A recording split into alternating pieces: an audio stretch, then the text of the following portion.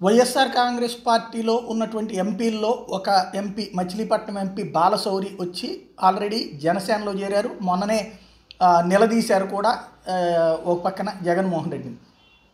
రెండవది ఇక మిగతా వాళ్ళ పరిస్థితి ఏంటి? కర్నూలు ఎంపీ ఆల్రెడీ రాజీనామా ప్రకటించారు కాబట్టి ఆయనకి తెలుగుదేశం టికెట్ ఇచ్చే పరిస్థితి లేదు, జనసేన టికెట్ ఇచ్చే పరిస్థితి లేదు కాబట్టి ఆయన అట్లా ఉన్నారు. మరొక వైపున ఎమ్మెల్యేలో కొంతమంది తెలుగుదేశం పార్టీకి మూవ్ అయినటువంటి పరిస్థితి చూసాం.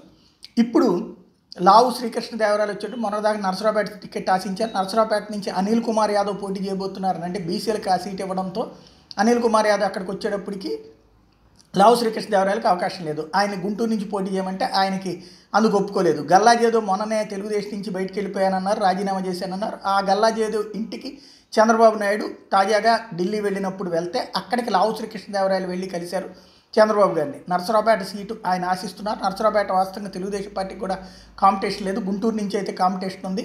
కాబట్టి నరసరావుపేట సీటు వాస్తవంగా ఇప్పుడు బీజేపీ తెలుగుదేశం పొత్తు అయితే నరసరావుపేట సీట్ని బీజేపీ అడుగుతుంది అన్నటువంటి ప్రచారం కూడా ఉన్నట్టు నేపథ్యంలో ముందుగా గల్లా జయదేవ్ ఇక్కడ తన తరపున రికమెండేషన్ లావు శ్రీకృష్ణదేవరాయలు చేసినట్టు కనబడుతుంది.